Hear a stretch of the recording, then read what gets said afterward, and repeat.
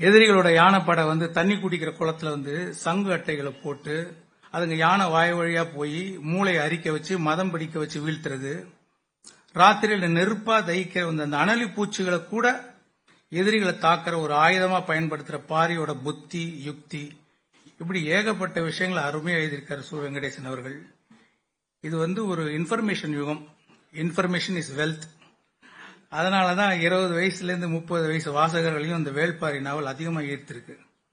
சு வெங்கடேசன் அவர்கள் என்னன்னு சொல்லி பாராட்டுறது, பூமிக்கு அடியில விலை உயர்ந்த மணிக்கற்களை சேமிச்சு இருக்கிற இடத்த பாழி நகர்னு சொல்ற மாதிரி தனக்குள்ள விலை மதிப்பில்லாத அறிவையும் படைப்பு திறனையும் சேமிச்சு வச்சிருக்கிற பாழி நகர்னு இவரை சொல்லலாமா?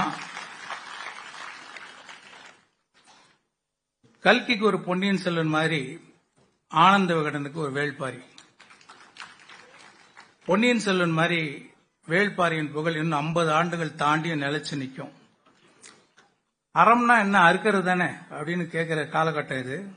அறம்னா என்ன, எத்திக்ஸ்னா என்ன, வேல்யூஸ்னா என்ன, இயற்கையோட இம்பார்ட்டன்ஸ் என்னன்னு இந்த ஜெனரேஷனுக்கு புரிகிற மாதிரி பிடிக்கிற மாதிரி எழுதியிருக்கார் சு வெங்கடேசன் அவர்கள்.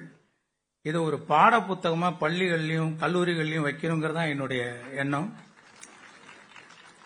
இதை தான் குடும்ப சொத்தா பொக்கிஷமா பாதுகாத்து ப்ரமோட் பண்ற ஆனந்த விகடன் நிர்வாக இயக்குனர் திரு சீனிவாசன் அவர்களுக்கும் ஆனந்த விகடன் குழுவினருக்கும் எனது பாராட்டுக்கள். இன்னும் பல லட்சம் பிரதிகள் விற்க எனது வாழ்த்துக்கள்.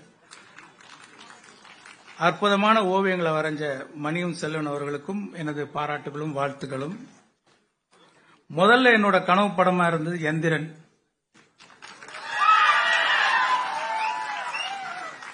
இப்போ என்னுடைய கனவு படம் வேள்பாரி.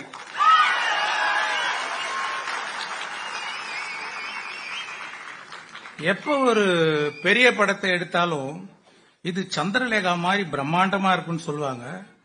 ஆனா உண்மையிலேயே சந்திரலேகாவோட ஒப்பிடுற மாதிரியும் அதுக்கும் மேலையும் ஒரு படமா வேள்பாரி வரும் நம்புறேன்.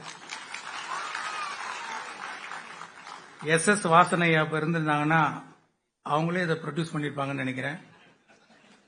ஏன்னா இதுல அவ்வளவு ஸ்கோப் இருக்கு. Performance, photography, music, lyrics, dialogues, art direction, costumes, action, choreography, VFX, sounds, இன்னும் புது புது டெக்னாலஜி அறிமுகப்படுத்தக்கூடிய கதையா இருக்கு Velpari. Game of Thrones, Avatar மாதிரி உலகம் போற்றக்கூடிய அறிவுபூர்வமான ஜனரஞ்சகமான காவியமா ஒரு பெருமை மிக்க இந்திய படைப்பா தமிழ் படைப்பா வரக்கூடிய சாத்தியம் இதுல இருக்கு. Hope dream comes true. நன்றி.